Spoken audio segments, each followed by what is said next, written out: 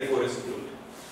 आप सुनिए बच्चों, हम बात कर रहे हैं हाउ डू ऑर्गेनिज्म रिप्रोड्यूस, और उसमें हम डिस्कस कर रहे हैं बेटा फ्लावर।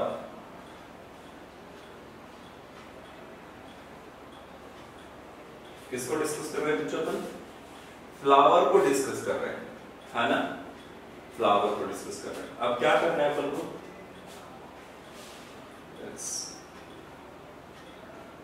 देखिए, अब हमको क्या करना है बच्चों? फ्लावर में हमने पढ़ना है कि दो तरह के फ्लावर को कैसे डिवाइड करते हैं अपन। देखो कैसे डिवाइड करते हैं फ्लावर को, इस तरह से। एक तो होता है असेसरी पार्ट,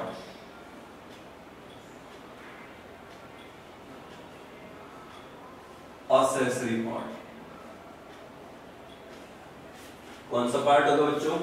असेसरी पार्ट। और एक कौन सा होगा बच्चों? Reproductive part.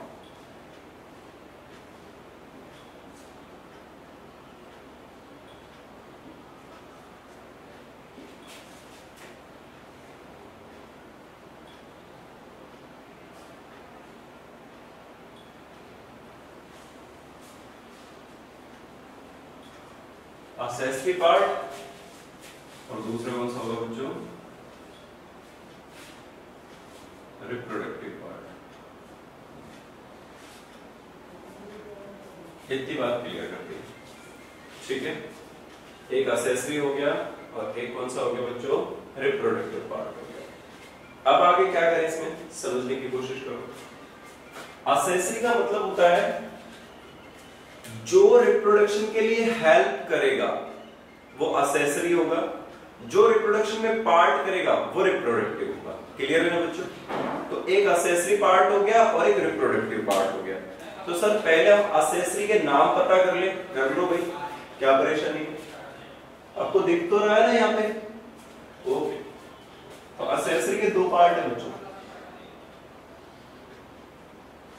असेसरी का एक पार्ट तो है यहां पर कैलिक्स, कैलिक्स।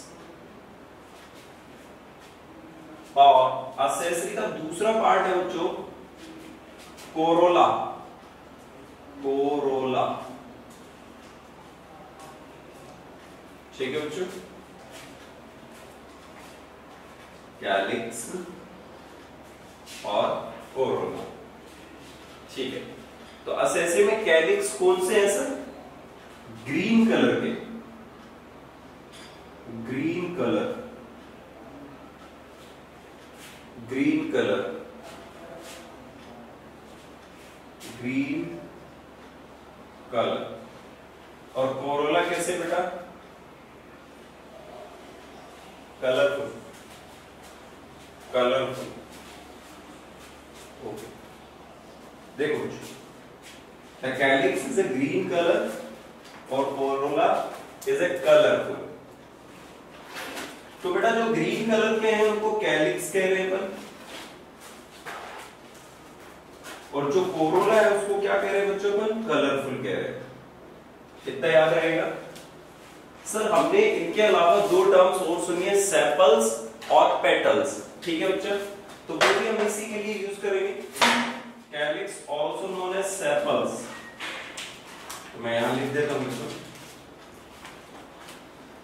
सेपल्स। और यहां क्या लिख देता हूं बच्चों में? पेटल्स। क्लियर है ना? सेपल्स और पेटल्स। कैलिक्स ग्रीन कलर के, कोरोला कलरफुल कलर के। आप देखिए बच्चों, जो ग्रीन कलर के हैं ये क्या करेंगे? आप लोगों को देखना है ग्रीन कलर के, इसके नीचे लिख रहा हूं, आया होगा आपको, दिखाई दे रहा होगा। प्रोवाइड प्रोटेक्शन,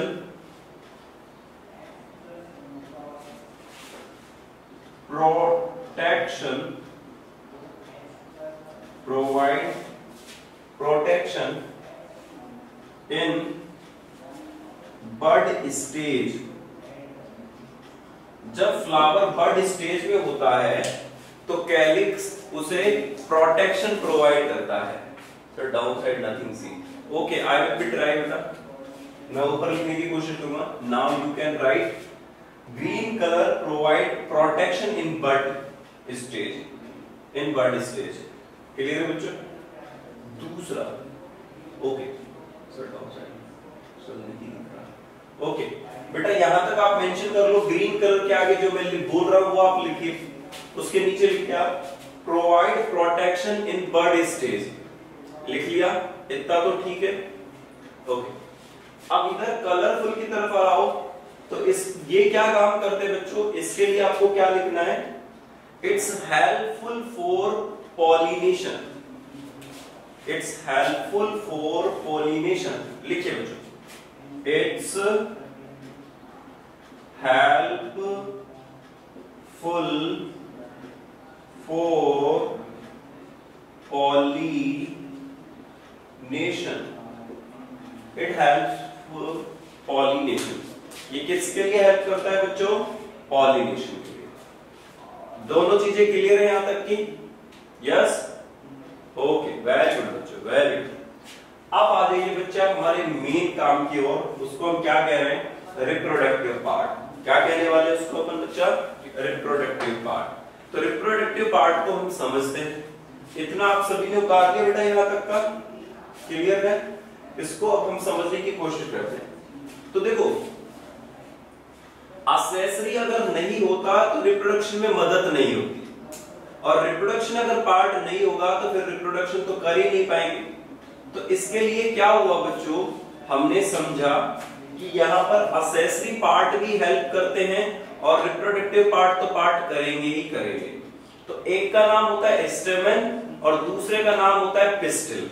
यस या नो?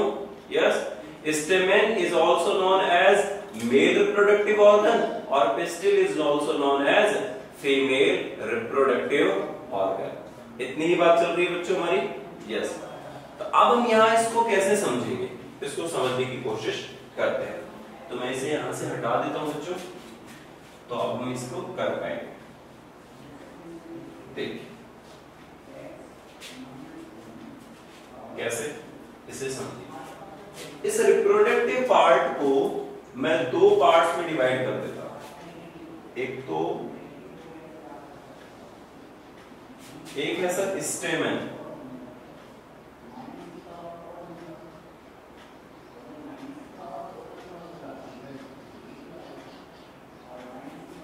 और दूसरा रिप्रोडक्टिव पार्ट है बच्चों पिस्टिल।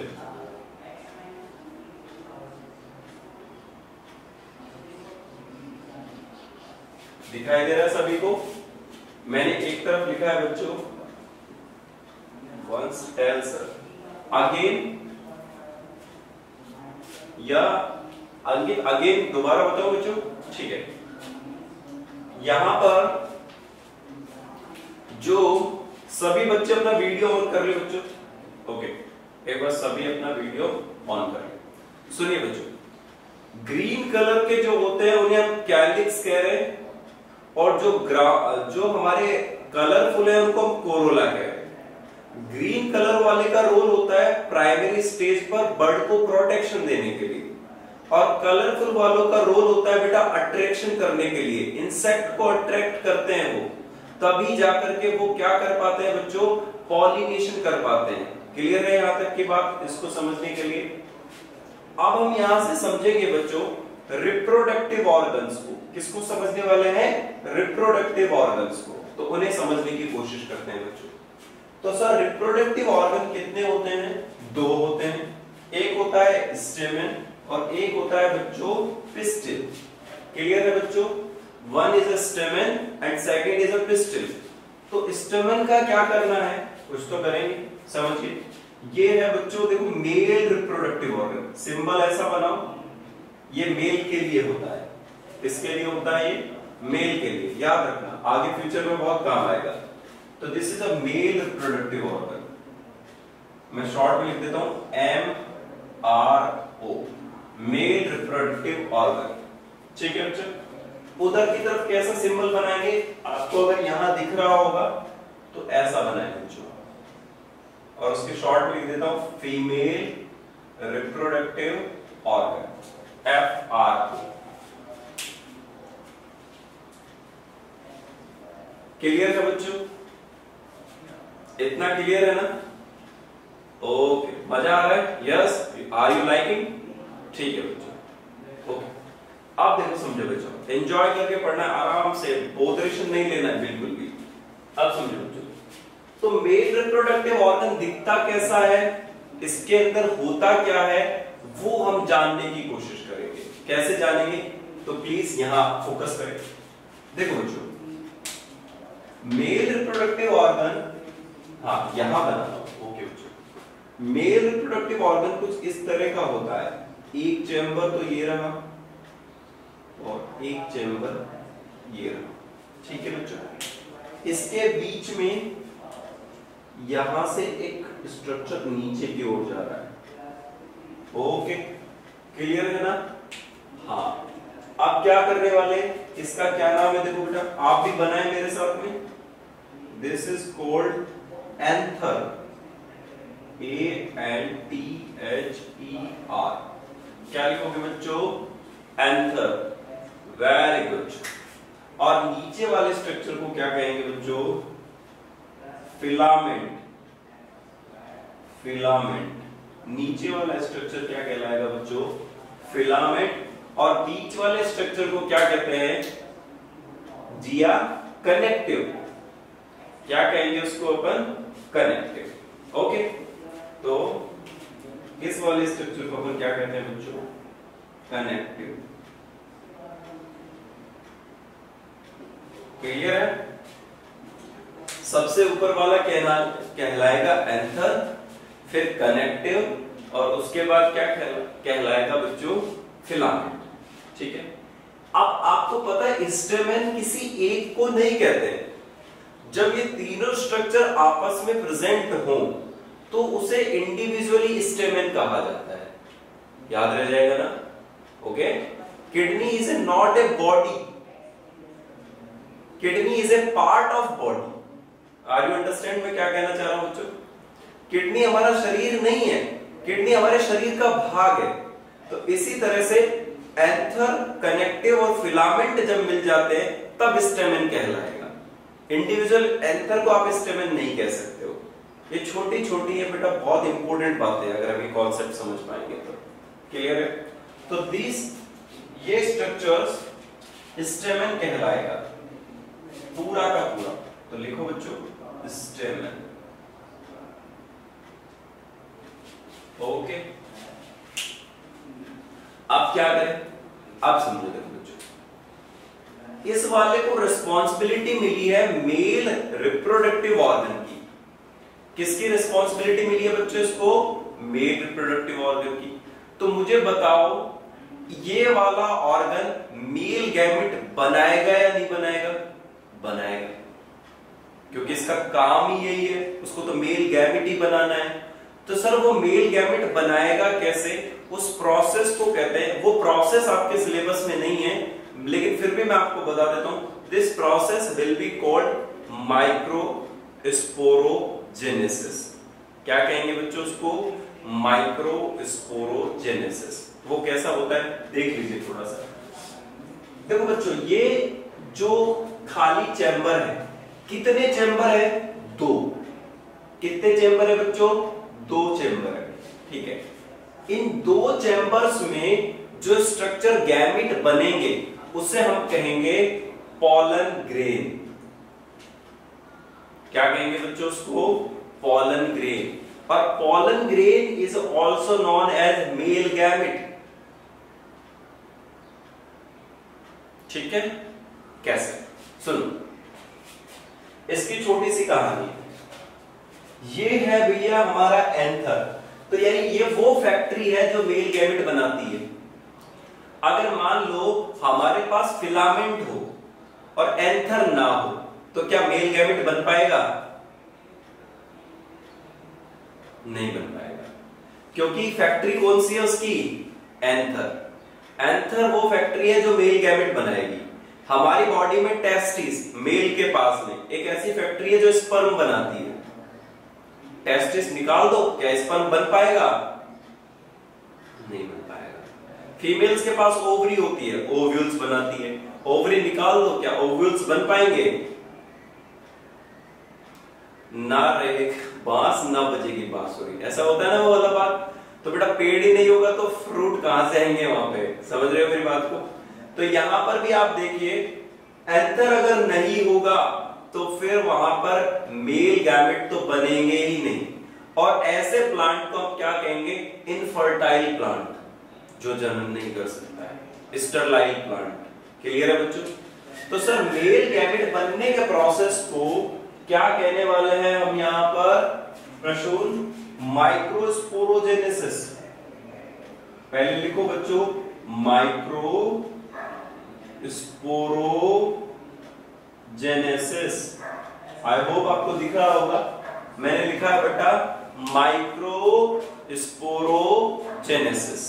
ठीक है, देखो माइक्रो का मतलब होता है छोटा, स्पोरो का मतलब होता है स्पोर, और जेनेसिस का मतलब होता है फॉर्मेशन।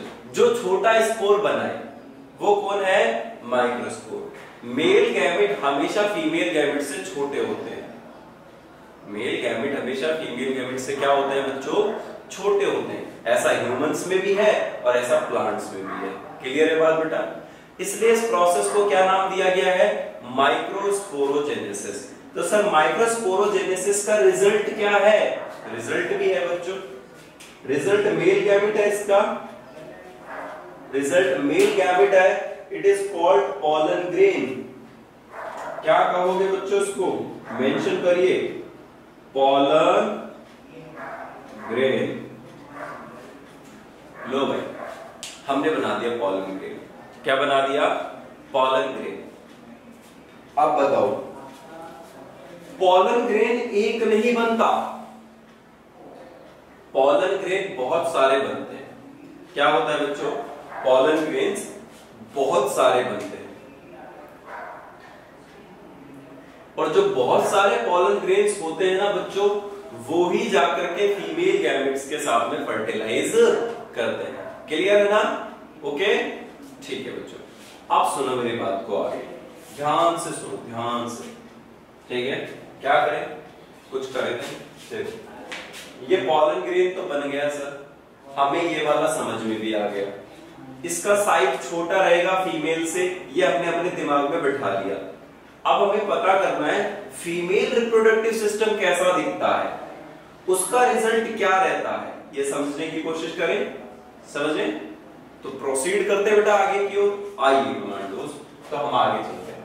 तो देखो अब हम बात करने वाले हैं फीमेल रिप्रोडक्टिव ऑर्गन की। तो फीमेल रिप्रोडक्टिव कैसा दिखता है वो समझिए बच्चों। इसे हटा देते हैं हम यहां से, बिल्कुल हटा।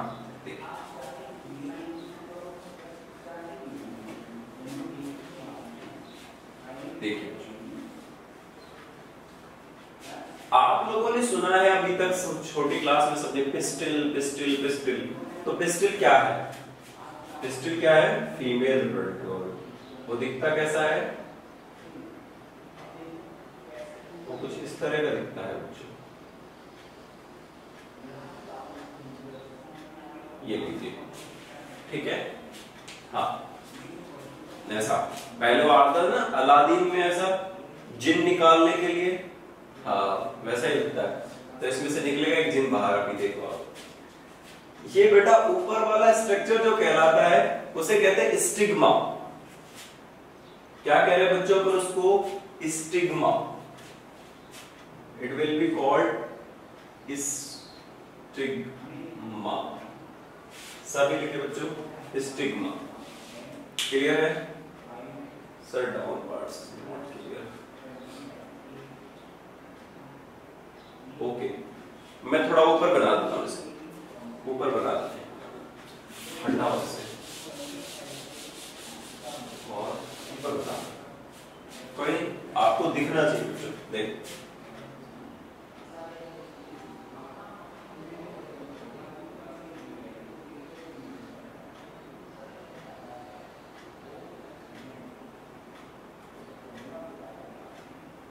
अब क्लियर है? चले आइए। तो इस structure is called stigma. Stigma, ठीक है।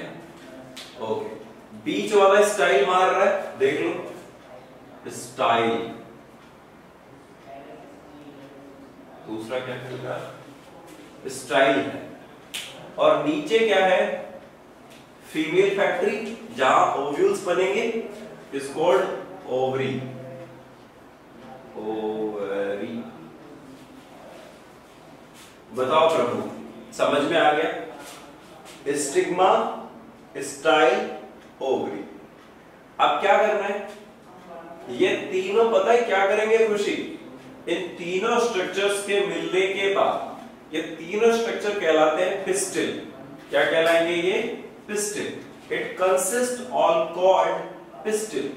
चलिए कह देते हैं इसे, दिस इज पिस्टिल।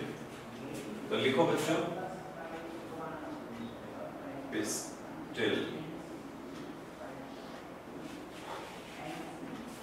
अभी ठीक है ना?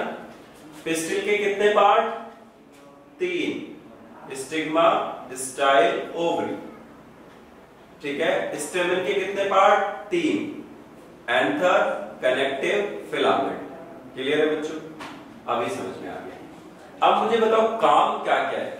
कोई भी स्ट्रक्चर हमारे पास ऐसा नहीं है जिसका कोई काम ना हो, तो काम तो होगा ना भाई। स्टिग्मा क्या है, लैंडिंग प्लेटफॉर्म है। क्या कहना चाह रहा हूं, अपना हवाई जहाज जयपुर से उड़ा है ना, तो फिर क्या उसको कोटपुतली NH8 पे उतार ले, नहीं ना। हाँ, उसे दिल्ली पालम ले जाना पड़ेगा और बाहर रनवे पे उतारना पड़ेगा। ऐसे ही है भाई ना सर, हमारी छत पे उतार लेंगे हम तो कई बार, ठीक है भाई, कर सकते हो तुम ऐसा। अब बच्चों देखो, जैसे ही उसको उस रनवे पे लेके जाना पड़ेगा, तो इसका मतलब सर क्या है, मान लीजिए बच्चों पॉलन ग्रेन उड़कर आया, पॉलन ग्रेन बहकर आया, पॉलन को कोई इंसेक्ट लेकर आया, तो वो उसे कहीं छोड़ेगा भी तो सही ना। तो उसे छोड़ने के लिए जो जगह होती है सूटेबल, वो क्या होती है, स्टिग्मा। बोलो बच्चों क्या होती है, स्टिग्मा। तो पॉलन ग्रेन कहां से उड़कर किसके पास आएंगे, स्टिग्मा के पास। स्टिग्मा वो प्लेटफॉर्म है जो पॉलन ग्रेन को रेस्ट करवाता है, अपने पास अटैच करता है रिप्रोडक्शन के लिए। क्लियर है बात याद रखिए बच्चों। अब क्या होगा, ये पॉलन ग्रेन जो है बच्चों, ये क्या करेगा, एक ट्यूब बनाएगा। ज्यादा डिटेल हो रहा है ना, चलो बढ़िया, मजा आ रहा है। तो पॉलन ग्रेन क्या बनाएगा, एक ट्यूब बनाएगा, और उस ट्यूब को क्या कहेंगे खुशी, पॉलन ट्यूब कहेंगे। क्या कहेंगे उसको, पॉलन ट्यूब कहेंगे। तो जो वो पॉलन ट्यूब है वो ही फर्टिलाइजेशन करेगी। तो पॉलन ट्यूब किस में से एंटर करता है बच्चों, स्टाइल से। किससे एंटर करेगा, स्टाइल से। और किस में जाएगा, ओवरी में। और ओवरी में क्या प्रेजेंट है, ओव्यूल। तो उसके भी दर्शन कर लेते हैं, आइए प्रभु। तो देखो यहां पर ओव्यूल है, ये ओव्यूल है, ठीक है। एक मैच्योर ओव्यूल है। इस मैच्योर ओव्यूल के कई पार्ट है, तो मैं इसे बड़ा करके बनाऊंगा बेटा अभी बाहर, तभी आपको समझ में आएगा अच्छे से। इतना समझ में आ रहा अभी। This is female reproductive organ and have a mature ovule. तो इसे बड़ा कर लेते हैं, बड़ा। आइए चलिए, तो देखो बड़ा कैसे करेंगे, कर लेते हैं। बाहर निकाल लो इसे, चल रहे बाहर, आप तो आ गया, आगे बाहर आ गया। अब इसे क्या करना है, देखिए बच्चों, यहां तक तो दिख रहा है ना, दिख रहा है, ये दिख रहा है, ओके। अब सुनो बच्चों, यहां पे क्या करना है, मैं एक ओव्यूल ही बना रहा हूं और कुछ नहीं बना रहा हूं, ओनली एक ओव्यूल। सॉरी। अब देखो बच्चों, अब यहां क्या होने वाला है, ये देखिए, हम एक ओव्यूल बना रहे हैं। आपको पता है इस ओव्यूल में कितनी नंबर ऑफ सेल होती हैं और कितने न्यूक्लियस होते हैं, हैं? बताओ बताओ बच्चों, नहीं पता। चलो पता कर लेते हैं। कितने नंबर ऑफ सेल्स होते हैं, कितने नंबर ऑफ न्यूक्लियस होते हैं? तो इसे कैसे समझेंगे अपन? देखिए, इसके पास बेटा 7 तो सेल है। बोलो कितनी सेल है? 7। और 8 न्यूक्लियस है इसके पास। ये वाली बात याद रखना, 7 सेल 8 न्यूक्लियस। साक्षी कितना? 7 सेल 8 न्यूक्लियस। याद रह जाएगा? ओके। अब देखो कैसे रहेगा, रट्टा नहीं मारना है, समझना है। 7 sailed 8 nucleate structure. 7 sailed 8 nucleate structure. 1 nucleus किसने लिखा है ध्रुव? नो बेटा, 8 न्यूक्लियस। अब क्या करने वाले हैं अपन, इसको समझिए बच्चों। यहां पर एक्चुअली होता क्या है, 3 सेल्स तो ऊपर होते हैं,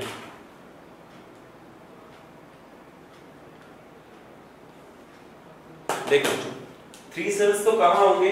अपर साइड। देखो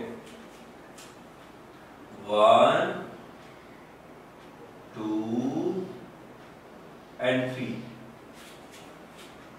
कितने सेल्स ऊपर हैं? 3। आ जाओ, कुछ बीच में भी हैं, 1 और 2। अच्छा, अब ये जो 2 सेल्स है ना, इनके सराउंडिंग बाउंड्री एक ही है। बस यही थोड़ा सा लॉजिक है। 2 सेल के सराउंड बाउंड्री कितनी है?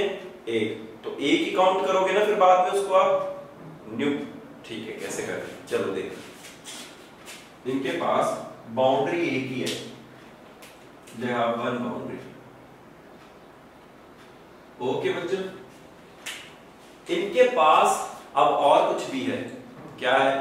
नाश्ता पानी नहीं है बेटा। देखो, इनके पास 3 सेल और हैं नीचे। कितने सेल्स हैं?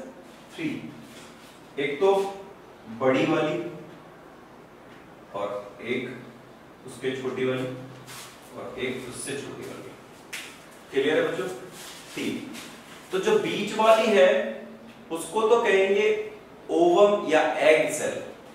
चलिए मैं कह देता हूं, ये तो एग सेल, ये सिनर्जिड और ये भी सिनर्जिड। और इनके नीचे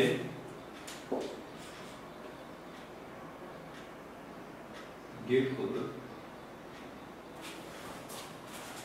देखो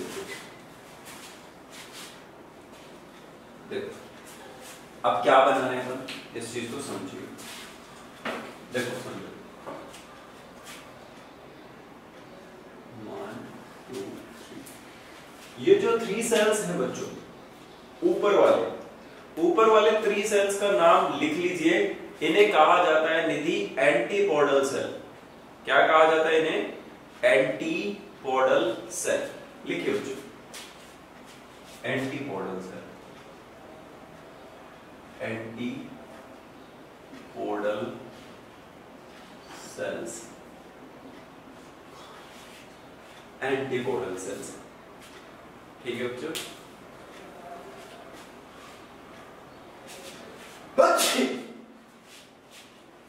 सॉरी बच्चों, मौसम चेंज हो रहा है ना? चलिए हेम सर बुलाओ ना।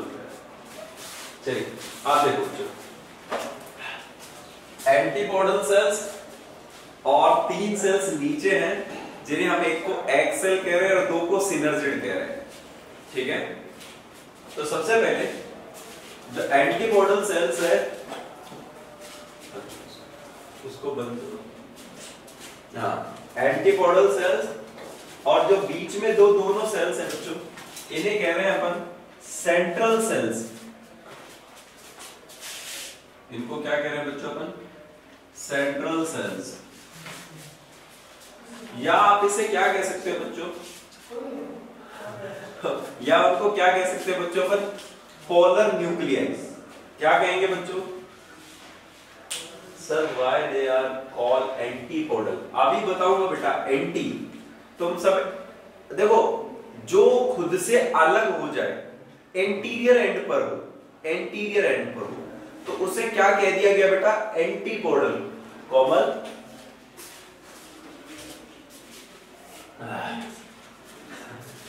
देखो बच्चों, थोड़ा चाय ले लेते हैं तब चलते हैं। हाँ, नाउ इज ओके। थोड़ा एसी बढ़ गया है ना, तो अभी ठंड भी है बाहर, तो प्रॉब्लम थोड़ी सी हो गई। चलिए आप समझते हैं बच्चों, आप सब भी पिए। अब यहां से अगर हम समझे इस चीज को, तो देखिए बच्चों, इसे यहां हटा देता हूं। हाँ, इधर साइड में इधर लिख देता हूं। तो इसमें क्या करने वाले हैं बच्चों, यहां पे हम इसको कह रहे हैं सेंट्रल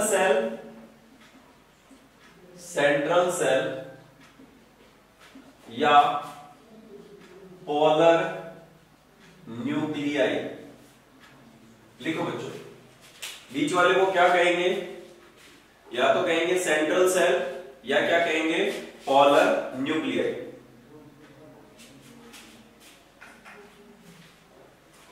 क्लियर है? तो बीच वाला सेंट्रल सेल होगा या क्या होगा भैया, पोलर न्यूक्लियाई होगा। इसके बाद इधर बीच वाले पे फोकस करो, नीचे। नीचे क्या होगा अंकित स्वामी, सीधा तो हो। हाँ, अब यहां पे नीचे वाले सेल की तरफ अगर हम देखेंगे तो वो क्या होगा बच्चों, दिस इज एग सेल। और इसके दो साथी बगल में, एक लेफ्ट में एक राइट में, इट इज कॉल्ड सिनर्जिड। क्या कहा जाएगा बच्चों, सिनर्जिड्स।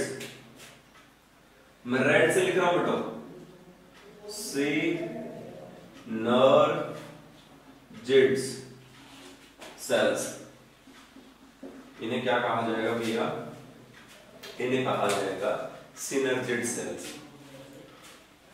बीच वाले को एग सेल, इधर वालों को सेंट्रल सेल या पोलर न्यूक्लियाई, और इधर वालों को क्या काम है, एंटीपोडल। साइड में नहीं दिख रहा कोमल चौहान, अब तो इधर लिख रहा हूं मैं, यहां तो दिख ही रहा होगा।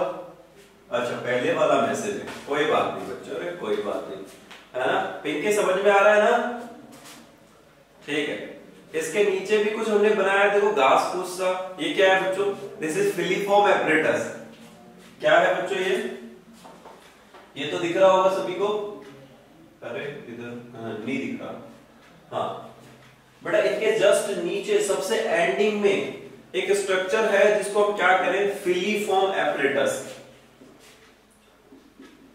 फिलीफॉर्म एपरेटस क्या कहते हैं बच्चों उसको, फिलीफॉर्म एपरेटस। ठीक है, आप सुनो, आपको पता है आपके एग्जामिनेशन में ये बहुत बड़ा एक क्वेश्चन आता है, आप लोगों को समझाना रहता है ये क्या क्या करते हैं क्या क्या नहीं करते। देखो यहां से त्याग और बलिदान समझेंगे, कौन किसके लिए क्या कर सकता है, देखेंगे आज, देखते हैं।